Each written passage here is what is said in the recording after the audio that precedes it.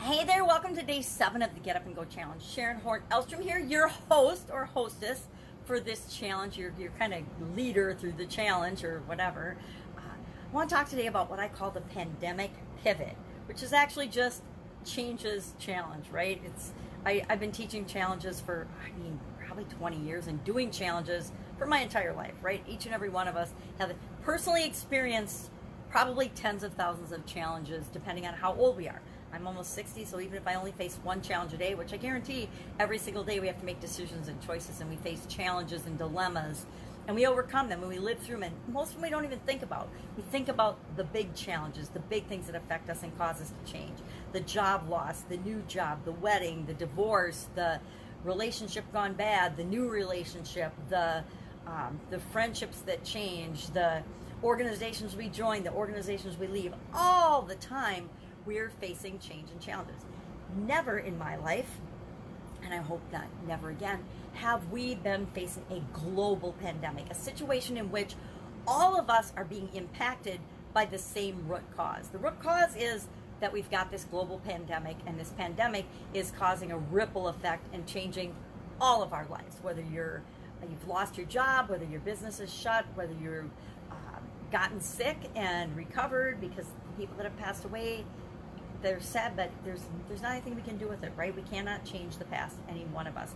But what are we doing during this pandemic? And whatever your situation, it's impacting every single human being, all of us, right? We're all getting some way, shape, or form impacted by the pandemic. So I want to share today what I've been doing for my personal pivot, for the personal changes that I've made in my life and how the pandemic's affecting me. And then tomorrow we're going to talk about and if I can get them online. One of them's had a COVID scare, and the other one is traveling for a wedding. But I'm going to see if I can get a few people online to share their experience, to share what they've been doing during this time to make sure that they are better off after this pandemic than when it began. So as our states are coming out, as our businesses are opening, in my home state of Wisconsin, businesses have started opening. One nail salon, not my nail salon, but one nail salon in the area open. Some restaurants have started opening on a slower basis with all kinds of restrictions, but that's good, right? That we open slowly. When we're moving forward and progressing, sometimes it's better to progress slowly and adjust along the way than to go full force into something. Test the waters, right? We're always testing and tweaking and testing and tweaking. So I want to share what I'm doing today in my pivot, and then tomorrow I want to share with you several people in different walks of life, in different industries, in different situations, so that you know you're not alone, right? This is one of the gifts of this strange time, is that we know with 100% certainty that we're not alone in what we're experiencing. Even though we all feel like it, and it feels to us like it's personal, it's just us that's going through this, and we're freaking out about our finances, or we're freaking out about our relationships, or we're freaking out about something because it is emotionally impacting us immediately. Guess what?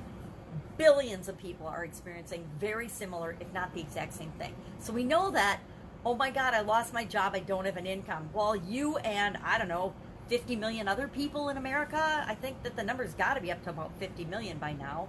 And some of those people are starting to go back to work. And that's creating all kinds of new havoc and conflicts and dilemmas as well. As it will. We're going to definitely be working through this situation for a while. So what did I do when I heard about the pandemic? What did I do when it first hit? And what have I been doing moving forward?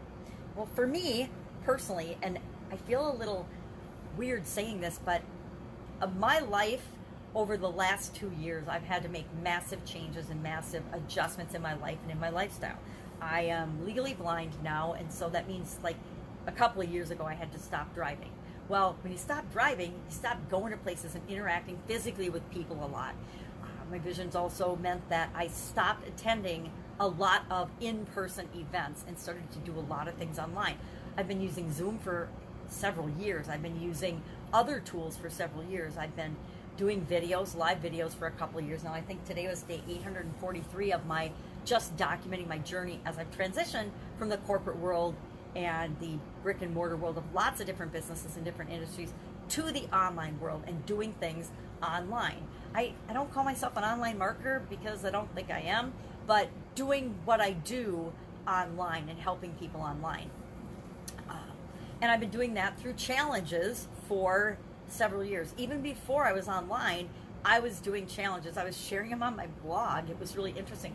And it was for challenges I was facing in my offline businesses. I went through a period of really, really bad stuff and stressful times with a bad business partner. And during that, I did a stress challenge. I did stress challenges. Mostly I did them for me because I needed to find ways to positively respond to keep me level and keep me cool and to keep me from having, which I ended up having a sudden cardiac arrest, but to keep it from killing me, I did stress challenges, and I've done all different challenges over the years. Most haven't done any relationship challenges, but when it comes to business, health, and wellness, I've done a bunch of those challenges. But health and wellness and business, primarily business with health and wellness on the side if I wanted to do something. I did a 90-day challenge the end of last fall, because I needed to get my blood pressure down. I went to see my cardiologist, and he said, your blood pressure's through the roof. It needs to come down or you will be on medication. Now, I'm not a big medication fan because I tend to be one of those people that gets a lot of the silly side effects, right? The known effects from prescription drugs. So I want to keep to a minimum anything that I have to take on a regular basis. I have an ICD, so I do need to take a beta blocker, and that's enough. That thing makes me ornery. Learned that from my sister. She was living with me for a while when my dad was terminally ill, and she's like, you are terrible every time. And so I realized I had just started taking a new medication, and it made me really grumpy. And so I realized that if I just took it at night when I went to bed, that I didn't have that effect. And so that was, some things we learn along the way, right? We're all continually improving. So challenges, I've always done challenges. So I thought, well, I'm going to continue to do challenges through the pandemic. So I'm just finishing up, and you're part of this Get Up and Go challenge. This is the first 5 to 10 day challenge that I've done for Get Up and Go. Last month, when I realized we were going to be, in March right away, I already had a challenge scheduled when we started getting shut down. I'd have to go back and look. I think it was the live challenge workshop, and I was teaching people how to do challenges for their business. See, I've done so many, I can't even keep track of what I've done them on anymore. But I think in March it was the live challenge workshop, and then as the governor announced, hey, it's going to be April 30th before we do anything, I was like, all right, that's not cool. I'm going to do a Get Up and Go challenge and help people know what to do every step of the way for the month of April. By the way, if you want to go back and watch that challenge, I never took it down. It's on this very page, the Get Up and Go challenge. Just go to the unit. I don't remember if I put it in units. Well, I'll go check, and in the group, I'm pretty sure I put it in units, and so you could just go to the unit in the Get Up and Go group, and you could go through it in order and do the 30-day challenge. Go through the 30 days. If you've got time, even if you don't have time, make the time. It doesn't take that much time every day, because I tried to keep those around the 10-minute mark, I think. Some of them were 20, I'm sure, because, I start talking. But go back and watch that challenge. Get what you can out of it. And we went over a couple of different areas of our life that we could focus on during that challenge. This one I just focused on, my physical.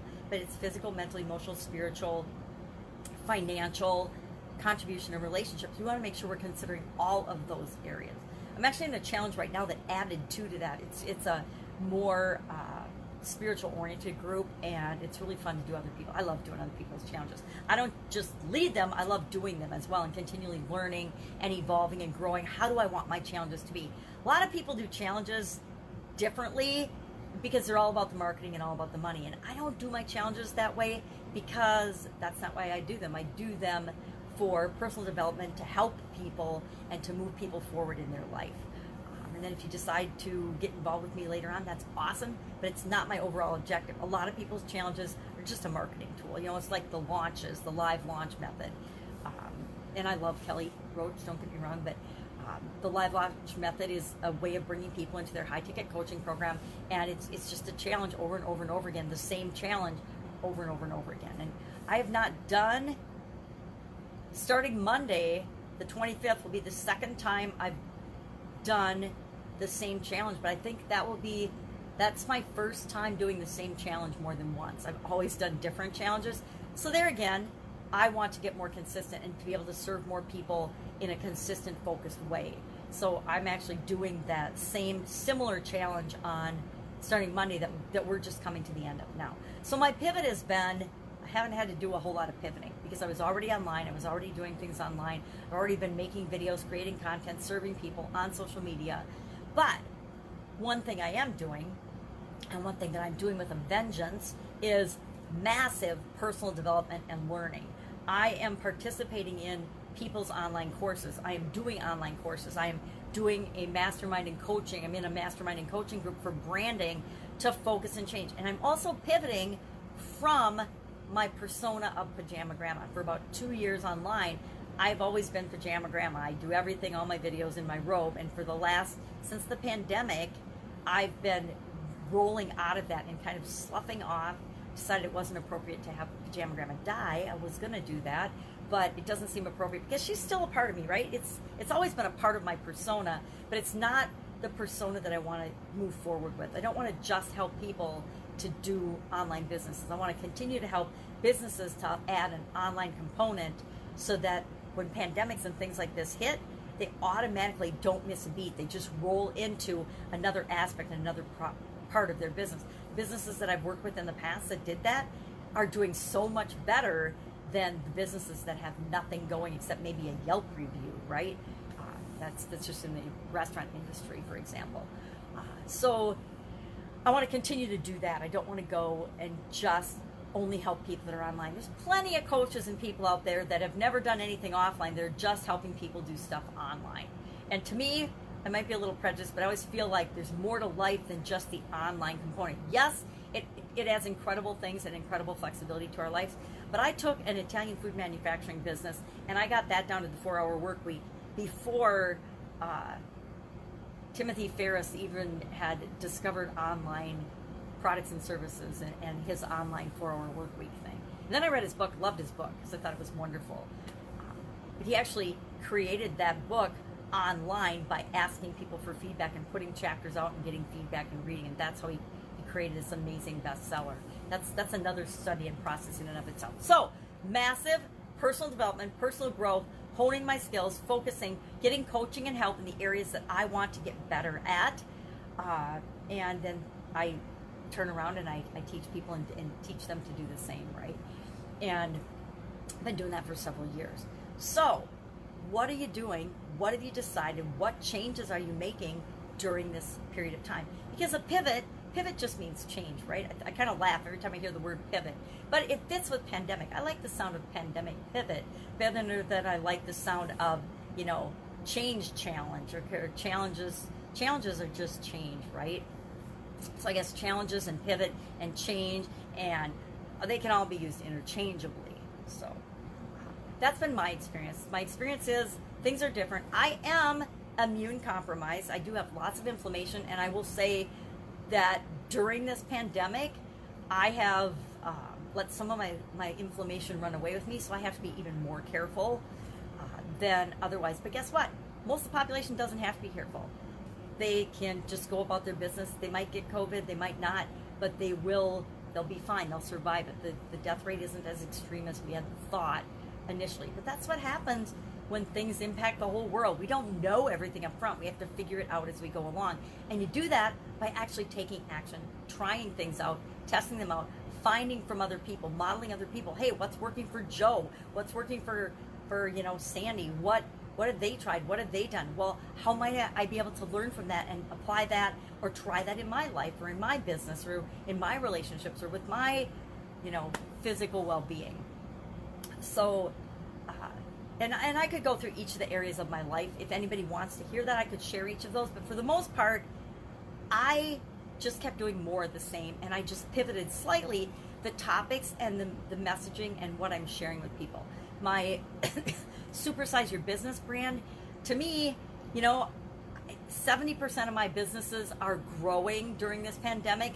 30% of them are shut down by the government, because the people that I work with, their businesses were shut down due to their municipalities or their state governors have mandated that for people's safety, you are shut down. You are not your nail salon, you're not a emergency or necessary business, therefore you are shut down. and a lot of, about 30% of my businesses are in that boat. And so what they're doing is different than what the 70% that are kicking butt and taking names and growing are doing, right? But that's the way everybody is, right? If you've lost your job, if you're working, if you're at home working with your kids, those are three different situations, but each of them require that action be taken, that we be moving to figure things out, right? Because we can figure it out. Every problem has a solution. All we have to do is ask. So that's my pivot, my pandemic pivot so far. I will say I'm still going. The events are closed now. So since I had been tapering the amount of events that I went to, hasn't been a huge impact. But I have been exploring different opportunities and different skills that I want to get better at. I want to get better at speaking. So I've attended some speaking webinars and speaking courses. I've taken I've taken a lot of online courses and done a lot of courses and programs in the last 45 days. And I will continue to do that. I'm always doing it, but I've been really using my time. I just got done on Sunday was my last book. I read 30 books in 30 days. Now, if someone legally blind can read 30 books in 30 days, I don't know what everybody else is complaining about, right? Was it hard and definitely a push and a challenge for me? Yes, but guess what? From a personal growth and development standpoint, guess what? I had to find all kinds of technology and all kinds of ways that I've been resisting and putting off because I don't want to admit that I can't see and that I can't drive and that I can't do things I used to always do without even missing a beat. But I can still do a lot of things, so I'm focusing just like during the pandemic on what I can do and finding ways to do more and more and more in spite of what's going on around me, just like we can do with the pandemic. That's it. If you have any questions about that, or if you want me to answer any more questions about my personal situation, hit me up in the comments below. Otherwise, I will see you tomorrow with stories of what other people are doing. I'll share some of the stories and see if I can get some guests on to share their own stories. It's always more fun coming from them about what they're doing. Some from the ones that are shut down, some from the people that are working from home, some from the people that have lost their job, and maybe some from the people that are just smoking right now because their businesses are so busy, and what they're doing to keep up with their systems and making sure that they're putting things in place or filling the holes and the gaps that are being highlighted during this time of massive change. All right, have an awesome day, and I will be with you tomorrow. Bye.